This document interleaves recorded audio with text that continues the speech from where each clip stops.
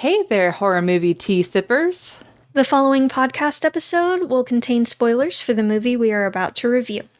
If you have not seen the movie and do not wish to have anything ruined prematurely, please do not continue to watch or listen until you have seen the movie. And welcome to the Horror Movie Tea Podcast.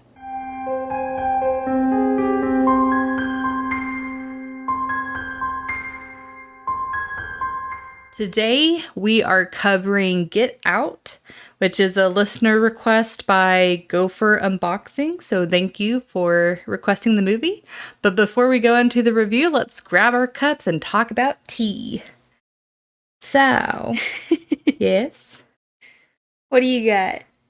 I've got... I know you're dying to show it off. Kitty cat. Ha ha ha. A cute cat mug, but in addition to that, I am drinking a Mandalorian-inspired tea. It's by a new tea company I haven't tried before. It's called the Republic of Tea, but the tea is called the Child Green Tea, and you can see it's so cute, Grogu or Baby Yoda. But it's got green tea, honey, linden blossoms, eleuthero, and ginseng, which linden blossoms and eleuthero I have not heard of, but it sounded tasty. What about you? So I am trying another Zest Tea brand tea. It's their Earl Grey tea. So it's black tea and bergamot, and it smells amazing. So for our tea sippers out there, brew yourself a cup of tea, sit back, relax, and we hope that you enjoy the review. So for Get Out, I totally forgot to look up the summary, but it's not too hard of a summary. So it is from the main character's perspective, where he is going to meet his girlfriend's family, and it's kind of awkward from the beginning. As if meeting the parents wasn't awkward enough. Yeah. And he comes to find out that they are actually capturing African Americans and transferring their brains into their bodies to, like, yeah, it's a lot. But anyways, and that's pretty much all you need to know. It obviously the main character gets out of there and survives, so it's a happy ending for the most part, except for the people that already got captured. Well, we're gonna go with the ending in the theater. But so for entertainment, I would personally rate this an 8. And the reason being is because it's such a very deliberate, artful film. Like, every single scene was thought of. And the fact that it's so deliberate, but it was filmed in only 23 days. It's impressive. That's extremely impressive. It's definitely impressive. And fun fact, Jordan Peele, which, I mean, hopefully most of the listeners know who Jordan Peele is. He became the first African-American writer, producer, and director to earn more than $100 million in a debut film. So that's pretty freaking cool. So just had to shout that fun fact out. Yes. Yes. But besides that, I love it because it's a very uncomfortable movie. Like, even though I rate this an 8, which is normally a go-to movie for me, it's not a movie that I would deliberately pick out very often because it is so uncomfortable. But it's so important for us to have films that represent other people's experiences and perspectives, and I really think we need more films like this. We do, for sure. It is uncomfortable, but it definitely also makes you think. So we need more of those.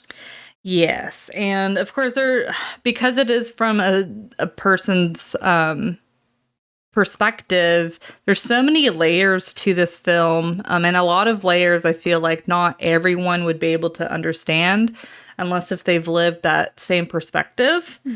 Um, and I love the way that they unravel the mystery of what's going on with the family, and then with the girlfriend betraying him. It's like watching it the first time, it's like, holy shit, like it's kind of shocking. But then watching it several times, watching it a second time and onwards, it's really cool to see how she's manipulating the situation. You definitely pick up on more of the subtle cues. Yes. Yes. And of course, I just love, it's Jordan Peele, so there had to be some level of humor. So I just love the mixture of horror, comedy. I love the friend. And artfulness to the film. And it's kind of interesting because in an interview, Jordan Peele did mention that horror and comedy are actually kind of on the same coin on like how you set it up. So it's intuitively, you wouldn't think that comedy translates very well to horror, but we've found some good combos. There's a delicate balance, I feel like. It's really easy to go too comedic or too horror, and the comedy just feels off. So there's a delicate balance, and he actually really hits that balance very well. Yeah, like... Well, and it's apparently he came up with the script like way before he even thought it was going to be a movie. So I think in a way that helped make the film as deliberate as it was. Mm-hmm. But honestly, I would love to read like a more in-depth novel version of this. If it's out there, I don't think it's a book. No, but if it was, I would definitely read the hell out of it. Well, and then, with a book, they could play around with the unraveling of the mystery a lot more, for sure. Yes, it wouldn't feel quite as rushed, I feel like. But I did have read in my notes, but I will wait until we get to you, because I know it's going to be a little bit longer of a conversation. But what would you... Well, I pointed it out for you, so... Yes, and then I ran with it. So what would you rate the film, my dear? So I would give this a 7.5.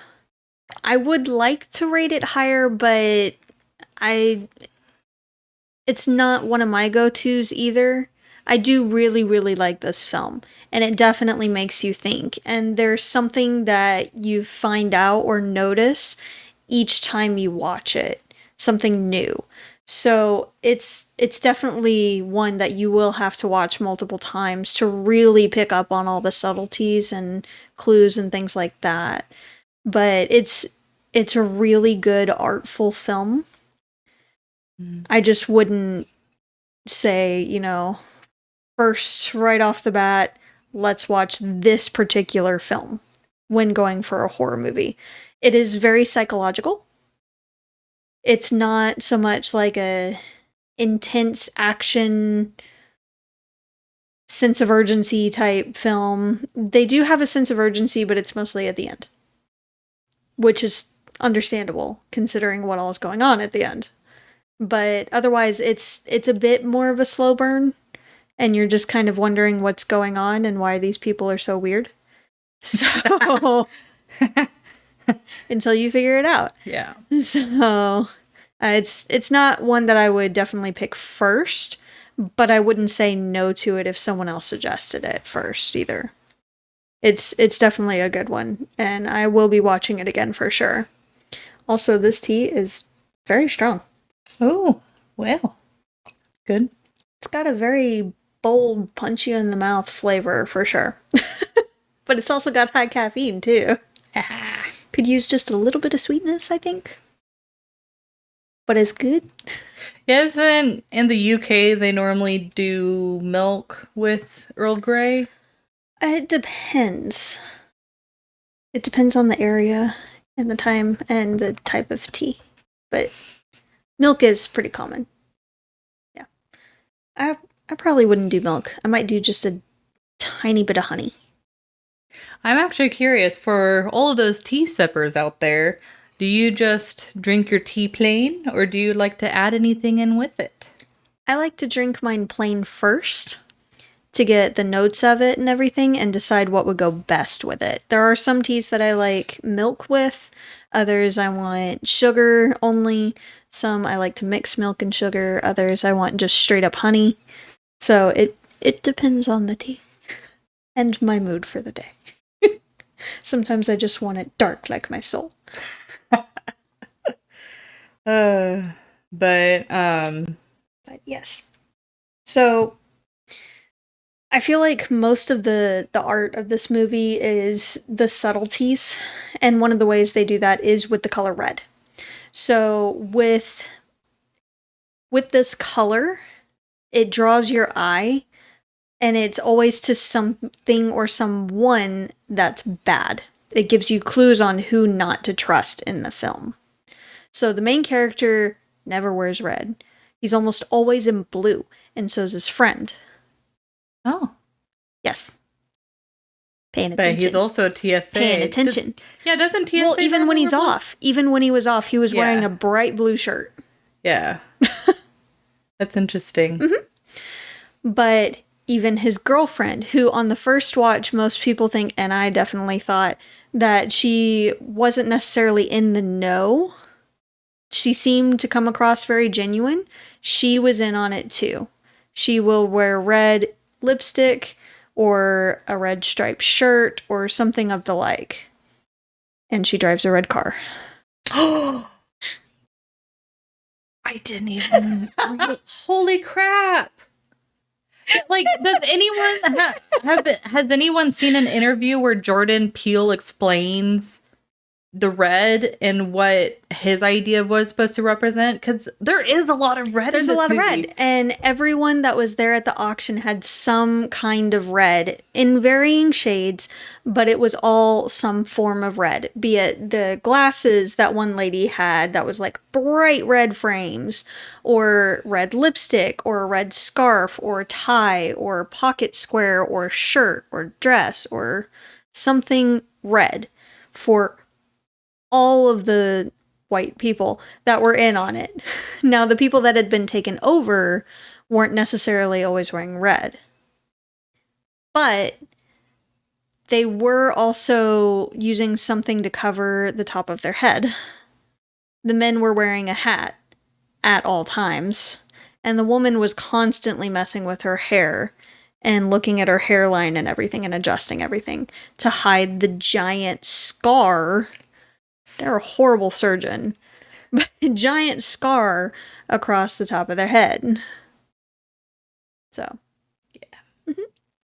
Now, honestly, one of my favorite characters is the girlfriend, the hunter, just because she's such a complex character. I hate her, but I love her.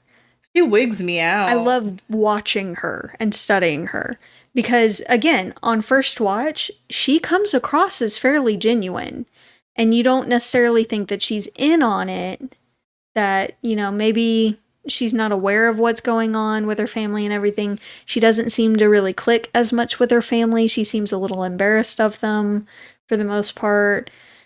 And you think maybe she's kind of the black sheep. Maybe she's not in on it. She doesn't know what's going on. Maybe it's just her family. But then you start to notice she is trying to push him to go there. She's trying to keep him there. And when they go to have the auction, she suggests that they take a walk instead. And she uses manipulative techniques in the conversation to make sure that he doesn't go anywhere, that he stays with her and comforts her. Very, very manipulative. Uh-huh.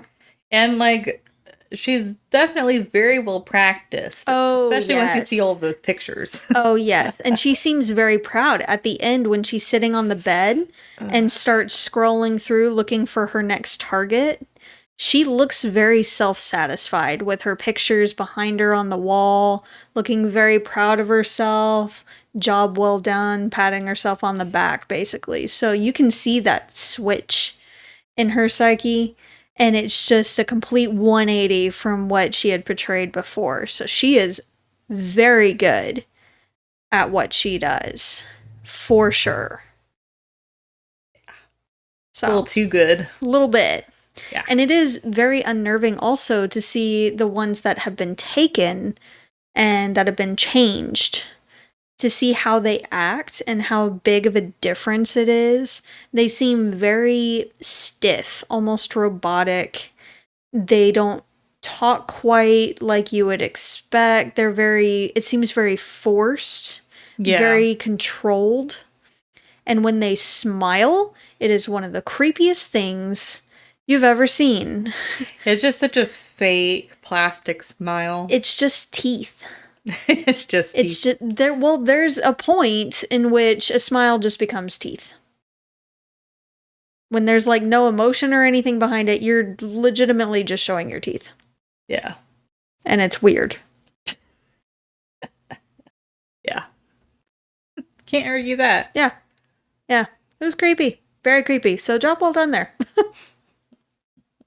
But I do have a few things on the realism scale for sure. So I will leave it at that for now. Okay. Well, so for realism, it's like at first I rated it a 6, but then with the thing that you will be talking about, I'm like, oh man. So I think I will. You can do a 6. That's fine if you feel it's a 6. You're usually a bit of a softie there anyway, so it's not a big deal. I think I will actually lower it to a 5. But I mean, compared to a lot of the other movies that we've reviewed, 5 is pretty good. Yeah, it's definitely better than a lot of other ones we have seen. Yeah, but of course it was very difficult to think of the realism scale for this movie because it is a perspective movie. But like a few of the realistic things I was like, ooh, was the white people being super awkward and very overcompensating when speaking to someone of a different race or ethnicity. Painfully realistic. Yeah, you don't see it all the time, but whenever you see it, you're just like, ooh. Yeah. Yeah. It's like it hurts to watch, but you know it's true. Yeah. Yep. And then the gore, like there's not a whole lot of gore in this movie. They don't show much at all. But the gore that they show actually is pretty realistic. It wasn't crazy over the top. Like it definitely did this movie justice because I felt like if they had gone a little over the top, it wouldn't have had the same impact. It was tasteful gore, and it made sense when it was used. So they didn't go crazy over the top. They didn't overuse it or anything. It wasn't gore for the sake of gore. If you're not into gore movies, this is definitely a good one for you. It's like, what, 2 scenes? 3? And other than that, it wasn't anything. Yeah. It is largely a psychological film. Yeah, and I typically am not a fan of gory movies, and the stuff that they showed didn't really bother me much. So yeah, it's not bad at all. But I will say the the one thing that irked me, which I know you're going to make fun of me for, is when the girlfriend is eating is it Fruit Loops? I guess it's Fruit Loops dry, and then she finishes by like washing it down with milk. I don't necessarily see see anything wrong with this, honestly. It bothered me. I really don't. So much. But you're also not much of the type to like go for a glass of milk. But that's not the point. The point is go for it. Cereal is meant. Oh, if you eat cereal dry, then that's fine. But if you're going to have it with milk, put the milk in the bowl. I feel like that's a little food elitist, but you know. Why are you being all judgy with the food? If anything, she's being a food elitist, but like, I'm not gonna mix my milk with my being cereal. efficient. It's on a tray when she's on the bed looking at a computer. So it's very efficient. She doesn't have to deal with, a spoon that would potentially drip all over everything. But it's a whole glass. So that's way easier to pick up the spill than milk in a glass. bowl. She could pick up the glass and put it back down on the tray. She doesn't have to use both hands, one holding the bowl and the other with a spoon. She's being efficient. Why are you being all judgy? Stand. Oh, yeah. If anyone is like, I eat my cereal dry and I drink it with milk, we will never be friends. I'm gonna do that in front of you one day. I'll be like, okay, so I'm the new solo host for the Horror Movie Tea podcast. I'm gonna do this in front of you one day, just cause. Okay, if there's anyone out there that actually eats dry cereal and washes it down with milk, tell me your logic, please. I need to understand. No, I am no. But yeah, I'm not saying it'd be my go-to. I'm just saying I can see it. I can see it. She's having her snack and having just a little bit of milk to wash it down. And it's cereal as a snack. It makes sense. That's fine. Also, it's hilarious watching you freak out over nothing. So, Did that scene wig anyone else out? I need to know. Like, I can't be the only person that was like traumatized by that scene alone. And the movie is traumatizing enough. You're such a wuss. This is nothing. No, what gets me is the knife through the hand. And he doesn't even flinch. I'm calling BS on that. I'm calling BS. They showed him in pain. Not really. He didn't yell out nothing. He barely twitched an eye. Well, he's also trying to save himself and adrenaline. Yeah, but it's still gonna freaking hurt. It's a letter opener through the hand. But, I mean, they've shown multiple real-life examples where adrenaline, you don't realize you're hurt until after you come down. He was looking at it. Yeah, but that doesn't mean that he felt it. If anything, that would have been a psychological blow. Oh, there's a freaking letter opener in my hand. That's a problem. That's a slight problem. I say slight because, he has bigger issues, but it's still a problem. So what would you rate the realism? I did give it a 5. Yay, samesies. Yeah. So I give it a 5. For the most part, I can see a lot of this happening, obviously with some exceptions. But I do have an issue with the letter opener. And with the surgery itself, you're going to remove someone's brain and put it into someone else's head, but keeping part of their brain, the part that deals with the nervous system, but has nothing to do with the memory sector of their brain, which is being removed to make room for the new brain. Totally how this works. You mentioning that kind of brings me back to body parts and the discussion on like the head transplant and how much of a nightmare that'd be. Like the people that are being they're being moved. Thank you. Something like that. I can't think of the word. That are being transplanted, there we go, into someone else's body. There a second ago. That would be a nightmare. I mean, of course, a nightmare for the person going through that, because, yeah. But the person that's, like, thinking that they're going to be so much better off, is like, that would be a nightmare scenario, because it's, like, phantom limb, but your entire body. Yeah. If it was a thing that could work, which it's not, then that is an entirely new foreign body. You don't know how it feels, how it moves, the distances to everything when you're reaching, when you're walking, when you're bending, anything.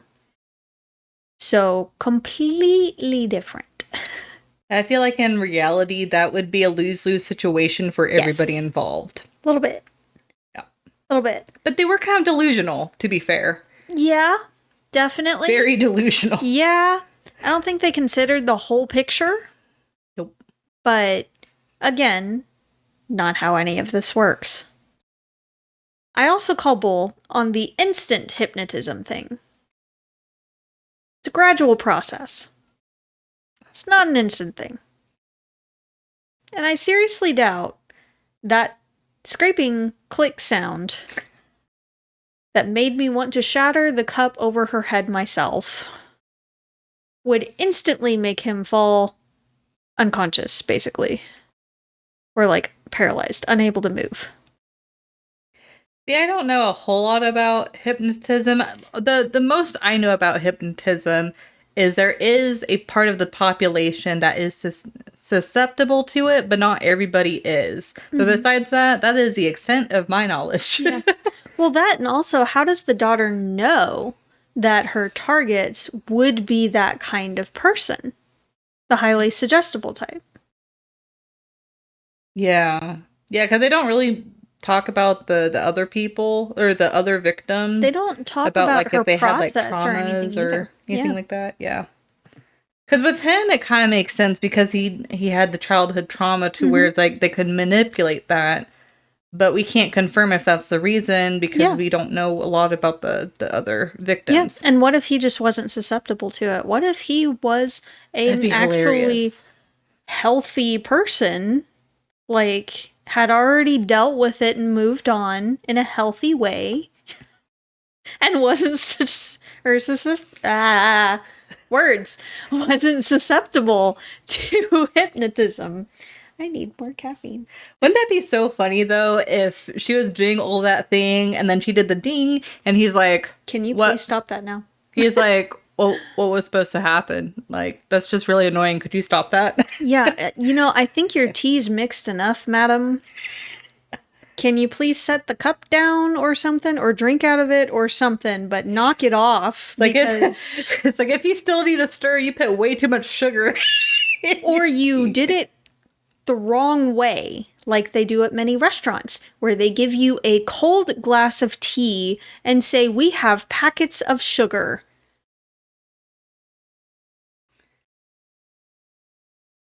And you call me a food elitist. Okay, that's just wrong. No. And it's because just down to the bonds, you need heat to break bonds for things to dissolve. Restaurants don't give a shit. Clearly. We're in the South. They're like, you're paying $6 for this. We don't care. We're in the South. If you have a good sweet tea in a restaurant, you will do well in the South. If you do not have sweet tea, you will find it on the reviews. I guarantee you'll find it on the reviews. They only sell unsweet iced tea with sugar packets, which is not how any of that works, because you need the tea to be slightly warm at least, preferably hot, to pour the sugar in so it actually dissolves, so you don't have these granules sitting at the bottom of your cup that do nothing until the last sip of your unsweet tea the entire time, and then it's grainy. I love how we both had our food rants for this episode. I guess we can both call ourselves food elitists. With certain things, yes. Because it's just wrong, okay? It's not how sweet tea works. Standing by it, too. Now, one thing they did do well in the realism, apart from, the severely awkward moments, and the best friend that's calling BS on everything and telling him, run. Yeah, he's it for what it is. Here, that ain't right, get out. Run. You need to leave, dude. This is a bad situation. Maybe don't be in there. But another thing that I could see is if this situation were to actually happen, the girlfriend was bringing him around in the party like a show horse before auction. Literally before auction. So they're over here asking him ridiculous questions that most people, even if they were super awkward, still wouldn't ask. Ever. You'd hope not. You would hope. I know there are some out there that would still, but you would hope. And others are like feeling him up. And everyone, when he's walking by, is looking him up and down and sizing him up. Yeah. Because it's about to be a purchase. A very uncomfortable scene. Yes!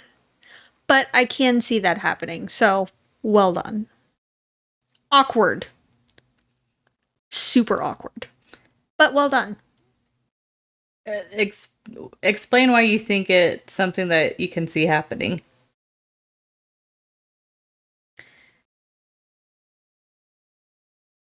Are you thinking like to go back the historical context? Yes, a little bit. Okay. I don't want to get into it. See, I'm thinking modern day. I'm like, what? Well, that's why I equated it to a show horse. Before you buy a horse, and I know we're Texans and this is a huge stereotype, but before you buy a horse, you look over that horse insanely thoroughly.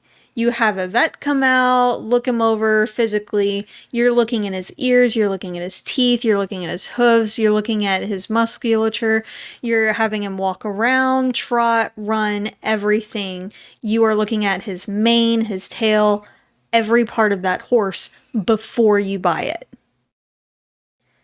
And if you're going to live as the horse, I would imagine you would look even more thoroughly and ask many ridiculously awkward questions. Yeah. Would you not? Okay. I see what you mean. Okay, you're saying that like if that scenario were real life, you could see that happen. Yes. Okay, I'm sorry. I was like, I already said this is not a thing. I'm sorry, guys. But I had if a brain it were fart. a thing, I was like, what? You need more caffeine. I'm like, this isn't real life. You need more caffeine. I picked the better one. This is like twice the amount of a cup of coffee, caffeine-wise, by the way, guys. Zesty, well done. Thank you. Sponsor us. Please sponsor. So yeah. Yeah, that's what I got. Okay. Well, well, as always, thank you guys for joining us today. And of course, please comment on what you guys thought of the movie. And if you'd like to recommend a movie and keep up to date with our content, of course, you can find us on YouTube, Twitter, Instagram, Facebook, and most places that you listen to podcasts. And if you'd like to support our podcast, please subscribe, like, and share our content. We really do appreciate it. We also have a Teespring if you'd like to support us monetarily. And you can find the sites mentioned in the links below. But until next time, guys, stay safe and stay spoopy. Bye!